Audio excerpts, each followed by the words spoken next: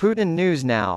With conservatives blaming the West for the Wagner uprising, Iran supports Putin. In the midst of the armed rebellion by the Wagner private military company, Iran has expressed support for the Russian government. The revolt ended when the president of Belarus negotiated an agreement to halt Wagner's advance on Moscow. Iranian conservative media have claimed that the West is behind the uprising. Some moderate Iranian politicians, pointing fingers at hardliners, have warned of purported dangers at home. According to reports, on June 24, hours after Wagner boss Yevgeny Prigozhin vowed to overthrow Russia's military leadership, Iran issued its first official response. Nasser Kanani, a spokesman for Iran's foreign ministry, recently said that his country supports the rule of law in the Russian Federation. Notably, he did not mention Putin in his statement. Hossein Amir Abdollahian, the foreign minister of Iran, shared the same view on the importance of the rule of law. During a phone call with Sergei Lavrov, his Russian counterpart, he also expressed optimism, saying, "Russia will overcome this phase." Noor News, the official news service of Iran's Supreme National Security Council, SNSC, was the first to report on the uprising. The news organization admitted the rebellion may be psychologically damaging in a tweet on June 24.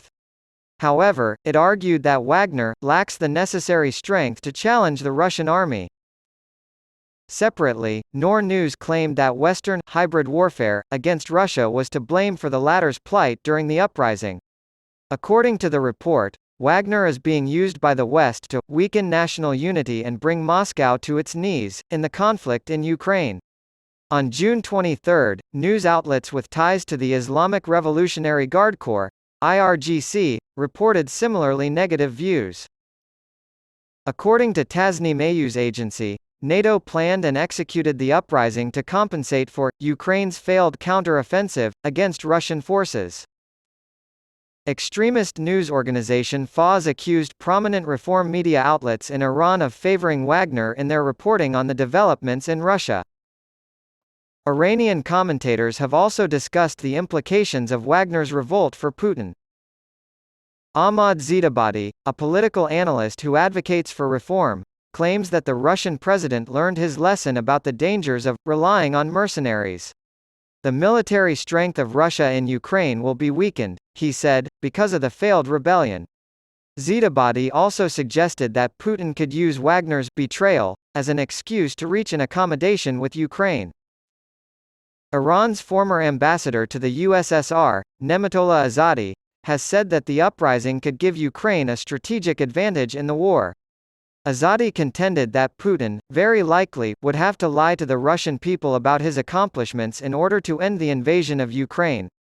Under moderate ex-president Hassan Rouhani, 2013–21, Abbas Salehi, Minister of Culture and Islamic Guidance, appeared to draw inspiration from Wagner's uprising in order to sound the alarm about potential dangers at home.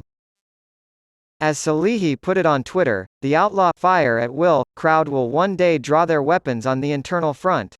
Wagner is a contemporary case in point. When will we finally get it? Fire at will comes from a speech given by Iran's supreme leader in 2017 that was widely interpreted as a threat to the Rouhani government. Originally meaning fire at will, Ayatollah Ali Khamenei later clarified that he meant spontaneous and upstanding cultural work.